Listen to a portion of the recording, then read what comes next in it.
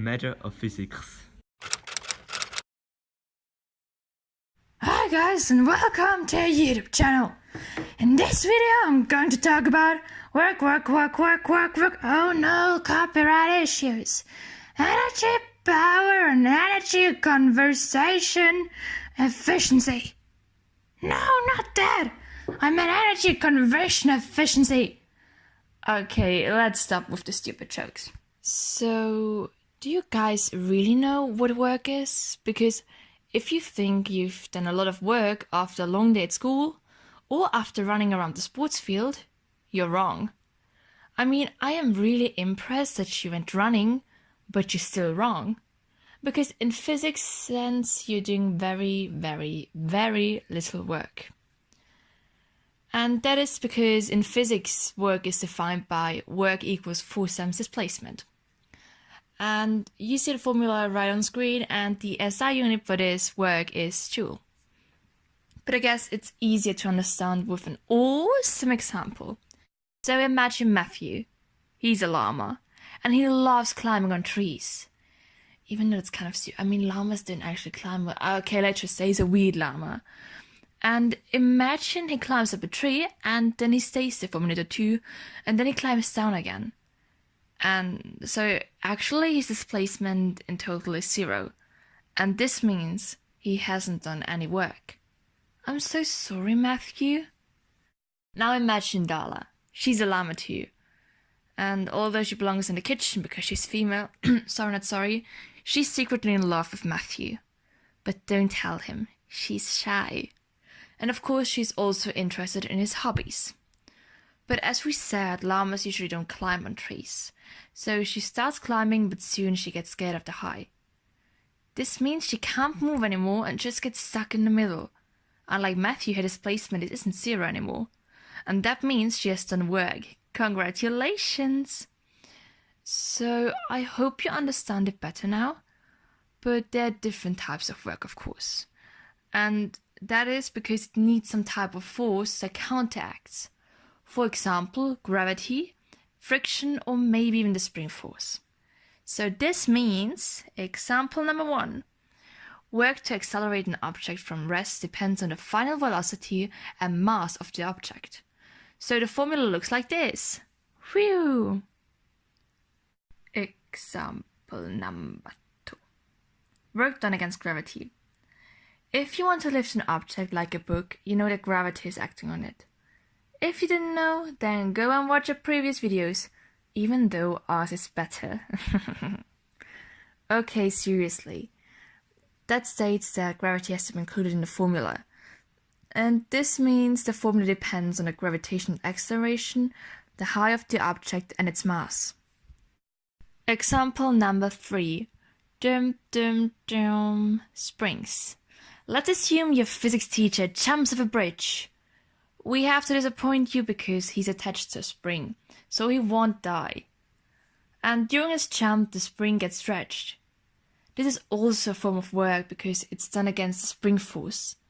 And this force depends on a spring constant, which is different for every spring and the displacement, how much it's stretched. And together it gives us this formula. But what does work actually do? Work changes the state of energy. So, if you are in a state of energy, let's call it energy 1, and you do work, your state of energy changes. So this means E2 equals E1 plus work.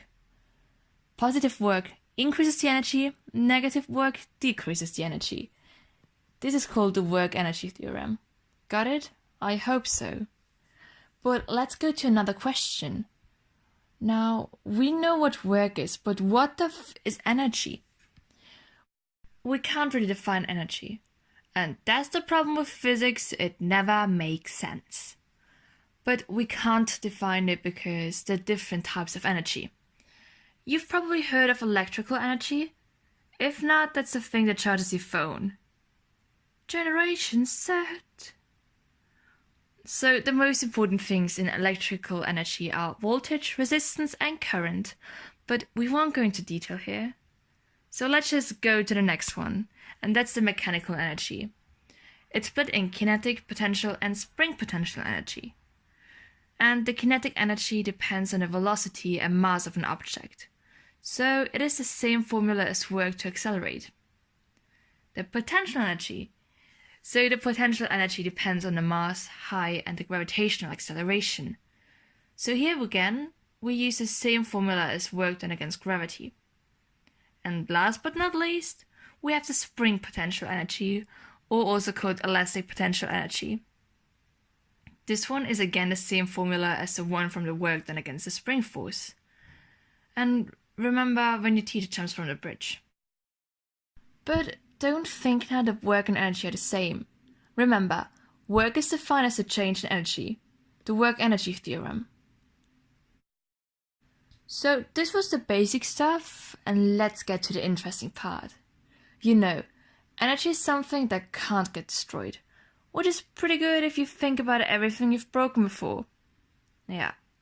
So the only thing energy can do is getting converted into other types of energy. So for example, let's take an apple for first energy type. It's a very special apple because, as I said, it can't get destroyed, so it will always be there. But what can happen is that on the next day you have a banana instead of an apple.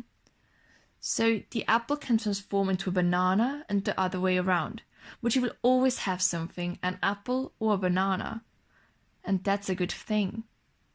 Of course, it has also a very intelligent sounding name because in science everything sounds interesting. It's called Principle of Energy Conservation, and tells that in a closed system where nothing can get in or out, the total energy is conserved because energy can neither be created nor destroyed. It can only be transformed or transferred.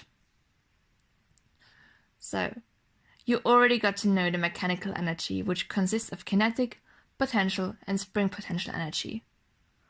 Now we can determine the total mechanical energy, which is basically just these three added up.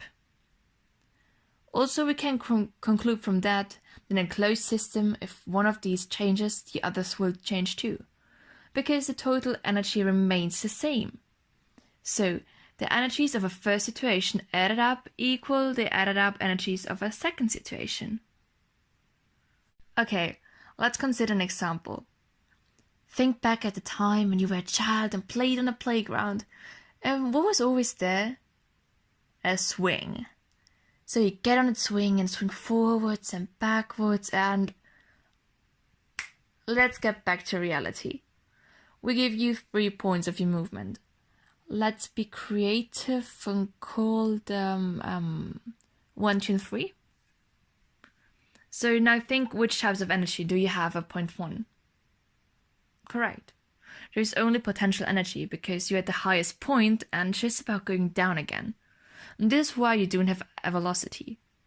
And obviously you also don't have an elastic energy because there's no spring around. And if there were one, you would have a really, really weird swing.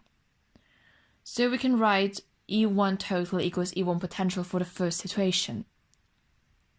Now at point 2, you don't have a potential energy when we set the reference height to 0. And so this is where you say the height is 0, of course. And you can set it at ground level, but actually you can set it anywhere you want. The only thing is you can't change the level later on, so you have to be wise and think first before you set it. And here it actually makes sense at point 2 because it is the lowest point of the whole motion. But at point 2 you have the biggest velocity, so your kinetic energy is very, very high. And again, you don't have an elastic energy, so this means E2 total equals E2 kinetics. And the third situation is basically the same as situation 1, so the energies are the same. So E3 total equals E1 total equals E1 potential. So we assume that you're in a closed system, so we neglect that other influences like air drag. And your total mechanical energy has never changed. This means E total was the same all the time. And if you put these energies in an energy-wise position diagram, it would look like this. So this was the principle of conservation of energy, and we really hope you got it. You know that this video channel is a project and we're just some poor students from Switzerland, don't you?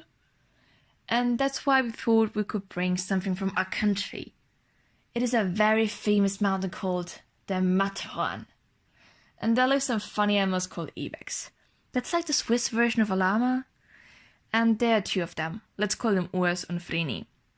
And Urs is very sportive and it takes him only 2 hours to get on the top of the Matterhorn. Flurina is lazy and slow. And it takes her about 12 hours to get to the top. Now the question. How much work did they do? They did exactly the same work because they took exactly the same path. But that's quite unfair, isn't it? Urs was so much faster than Flurina. And to be fair to Urs and stop Flurina from laughing, physicists invented power. Power is defined by the work done over the change in time.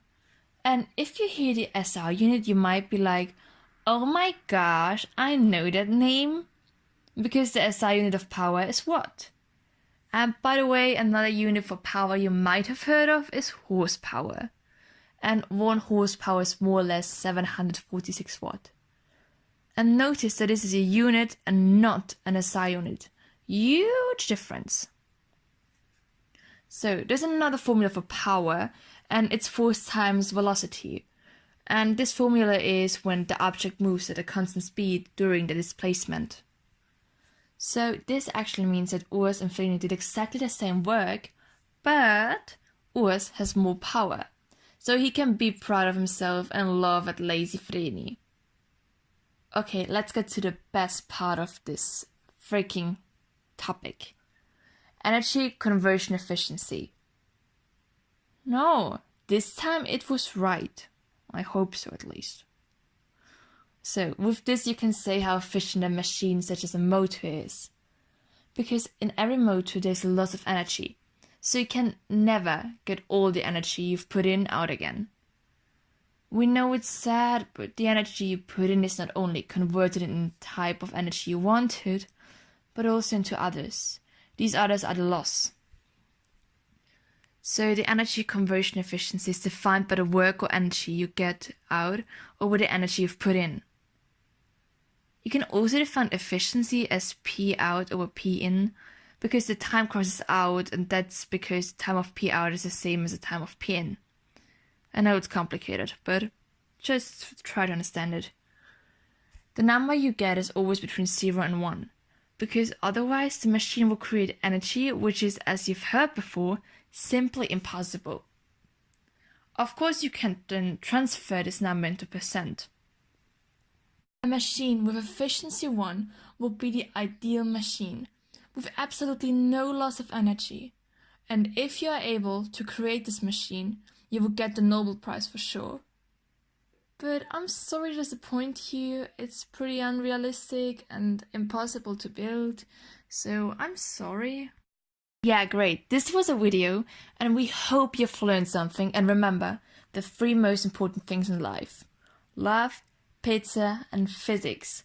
So please subscribe, click the bell, and leave a like. Bye!